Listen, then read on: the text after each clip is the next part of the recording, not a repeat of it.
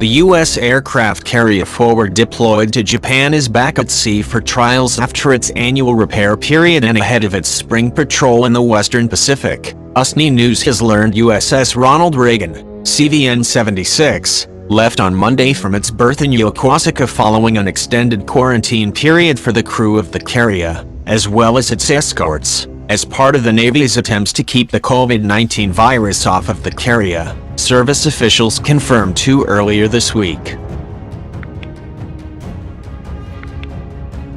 Like the West Coast Nimitz Carrier Strike Group, Task Force 70 ordered the crew into a restriction of movement (ROM) period in Japan ahead of the sea trials.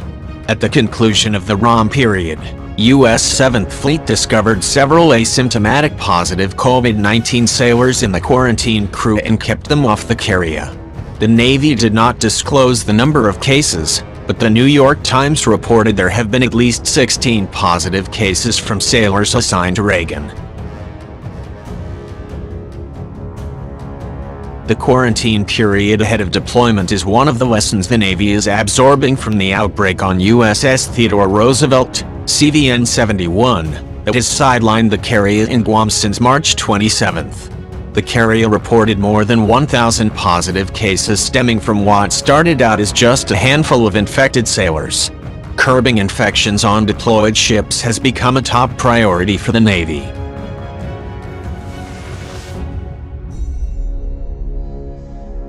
We have an enormous respect for this virus.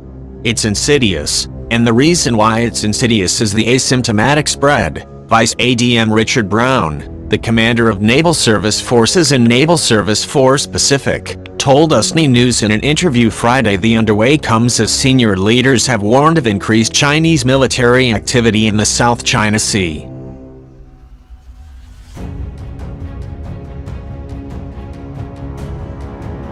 We continue to see aggressive behavior by the PLA in the South China Sea, from threatening a Philippine Navy ship to sinking a Vietnamese fishing boat and intimidating other nations from engaging in offshore oil and gas development, Secretary of Defense Mark Esper told reporters at the Pentagon on Tuesday. In turn, the U.S. has stepped up presence operations in the region, including conducting 2 freedom of navigation operations in the South China Sea in April.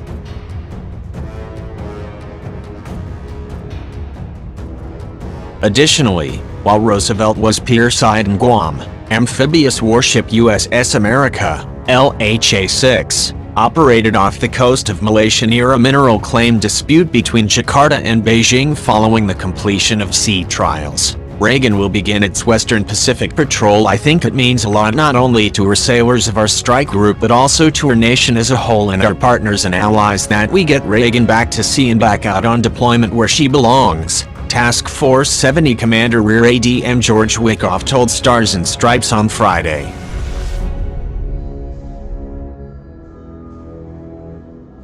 Beijing has adopted several methods to bring SCS under its control, which include creation of domestic laws and administrative units for the disputed region to assert its claims, extension of the existing features through the land reclamation process, militarizing the islands, aggressive patrolling of the claimed region to deter other disputants, harassing the fishermen even in the eases of other nations, objecting the drilling operations by other nations, applying economic carrots and sticks to manage other disputants, etc.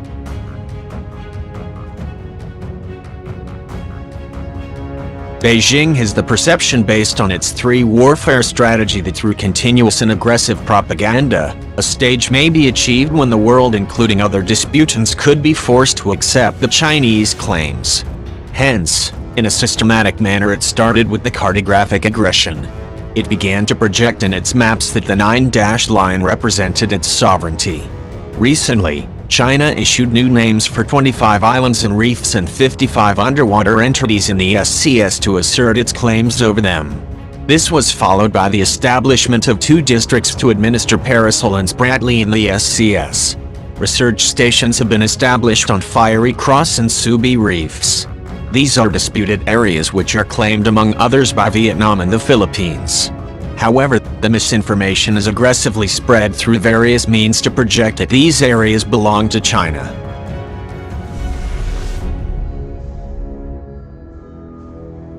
This standoff between the Chinese and Malaysian vessels has been going on since December 2019 and is the latest development in a series of targeted harassment by the Chinese vessels of drilling operations in 5 oil blocks off the Malaysian coast.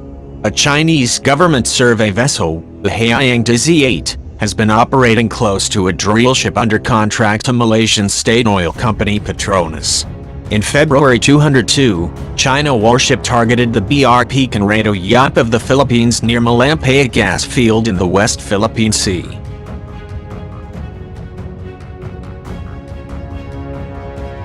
In addition, the coercive diplomacy plays a significant part to deal with other disputants.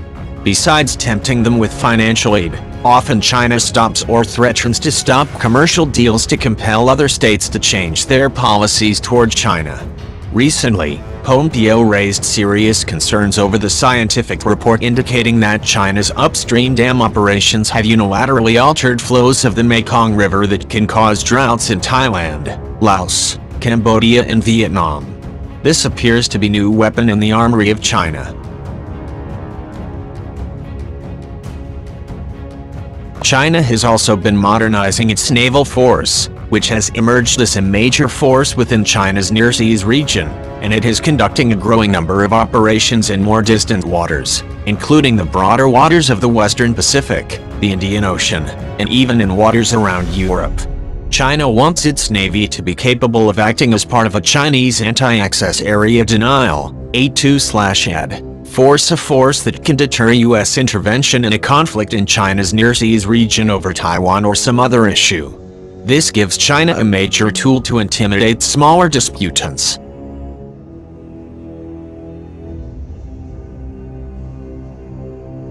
The foregoing activities have pushed the smaller disputants to strongly protest against the Chinese provocative activities.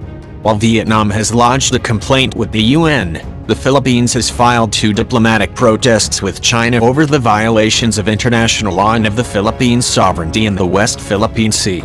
Malaysia in December 2019 had requested to the United Nations, UN, to stretch its boundaries beyond the normal 200 nautical miles.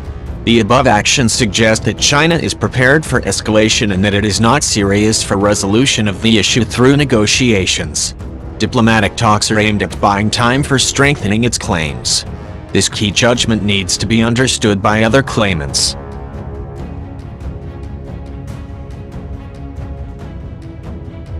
While these protests may take some time to be taken up, the immediate need is to contain the Chinese aggressiveness in the SCS.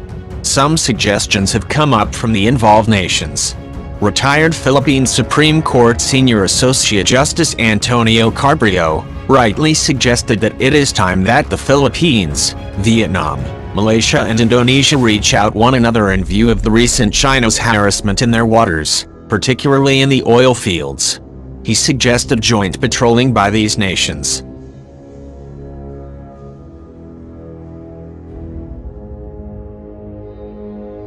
A unified strategy of Vietnam, Malaysia, Philippines and Indonesia is indeed central to containing China. The joint patrols would send a strong message to China to stop provocative steps.